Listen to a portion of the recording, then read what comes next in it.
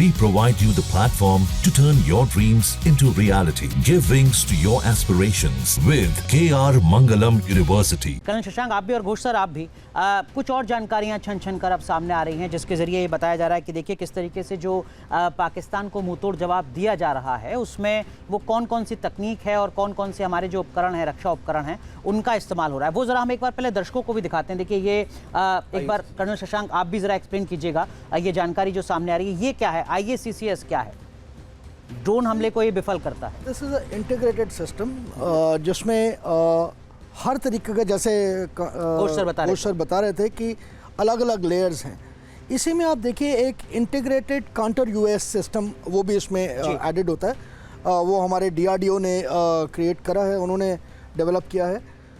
इस पूरे समय में पिछले 10 साल में 11 साल में हमारी लीडरशिप ने ये एक तरीके का पूरा कवच बनाया है जिसमें अलग अलग इंटीग्रेटेड एयर कमांड सिस्टम जी एयरफोर्स। सो ये एयरफोर्स का है, बट एक इसके साथ ही एक इंटीग्रेटेड काउंटर UAS सिस्टम जिसको DRDO वो भी इसके साथ इंटीग्रेटेड है। ठीक है।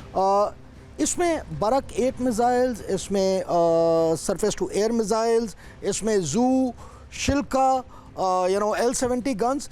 बट L-70 गन्स और जू जिसकी हम बात करें उनकी रेंज बहुत कम है। मैं उस पर भी आऊंगा। मेहता साहब, एक और जो जानकारी सामने आ रही है वो ये इगला है, इगला मैनपैड का इस्तेमाल हुआ। ये इगला क्या होता है सर? इगला होता है शोल्डर फाइल मिसाइल होता है। जैसे हमने ये छोटी छोटी पहाड़ियाँ, हमारे आसपास एरिया छोटी छोटी पहाड़ियों के ऊपर हमारे बंदे बैठ जाते हैं, एयरमैन हमारे बैठ जाते हैं, उनके पास मिसाइल होता है। उनके पास integrated air command and control systems जो ये होता है, ये पूरे जितने भी एयर डिफेंस रिसोर्सेज है उसको कंट्रोल और कोऑर्डिनेट करता है कि ये ना हो कि हमारे रिसोर्सेज वेस्ट हो। अब हर जगह पे हाइट के हिसाब से जो इगला होता है इसको हाइट के हिसाब से प्रोमिनेंट लोकेशन से वल्नरेबल लोकेशन में रख देते हैं ताकि वो विजुअल रेंज से देखते हैं, प्लस उसको IAC से कंट्रोल कमांड एंड कंट्रोल है कम्युनिकेट कर देते हैं कि यहाँ पे अटैक आने वाला है, तो वो बंदा शोल्डर से फायर करके इगला मिसाइल को फायर कर सकता है। ठीक है। कर्नल शशांक, कुछ जैमर्स की भी जानकारी सामने आ रही है, वो मैं ज़रा चाहूँगा कि वो भी हम आपको दिखाएं।